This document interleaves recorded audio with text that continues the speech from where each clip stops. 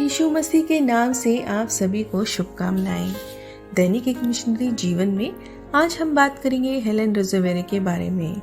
इनका जन्म 21 सितंबर 1925 में हुआ था।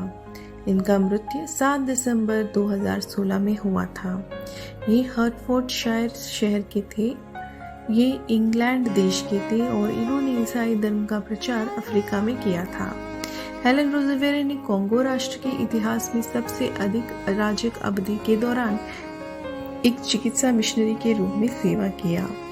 जब उनके संडे स्कूल टीचर ने एक बार उन्हें भारत के बारे में बताया तो वे बहुत कम उम्र में मिशनरी बनने की इच्छा रखी। कैम्ब्रिज विश्वविद्यालय में रहते हुए उन्होंने छात्रों के एक शिविर के दौरान मसीह को स्वीकार कर लिया। शिविर के अंत में बाइबल शिक्षक ग्राहम स्कॉजी ने हेलेन के बाइबल में ताकि मैं उसको और उसके मृत्युंजय की सामर्थ्य को और उसके साथ दुखों में सहभागी होने के मर्म को जानूं और उसकी मृत्यु की समानता को प्राप्त करूं। फिलिपियन 3:10 लिखकर बोले कि आज तुम केवल इस वचन का पहला भाग को अनुभव किए हो और मैं प्रार्थना करता हूँ कि तुम्हारे जीवन में बाकी का वचन भी पूरा हो। तब से उन्हें मिशनरी सेवा के प्रति उत्सुकता महसूस हुई और परमेश्वर से पूछा, मुझे यीशु की तरह बनाओ चाहे कुछ भी हो। सन 1953 में 28 वर्ष की आयु में हेलेन ने उत्तर पूर्वी कॉन्गो में कदम रखा। वहां उन्होंने नर्सों के लिए एक अस्पताल और प्रशिक्षण केंद्र स्थापित किया। सन 1955 में उन्हें नेबोगोंगो में एक परित्यक्त प्रसूति और कुष्ठ केंद्र चलाने के लिए स्थानांतरित किया गया था, जिसके बाद में उन्होंने एक अस्पताल में बदल दिया। उन्हें बाइबल के चिकित्सक लूका के समान माता लूका नाम दिया गया था। कॉन्गो की स्वतंत्रता के बाद सन 1964 में एक गृह युद्ध शुरू हुआ, जिसके दौरान उन्हें न केवल कैद किया गया बल्कि बेरहमी से पीटा गया और बलात्कार किया गया।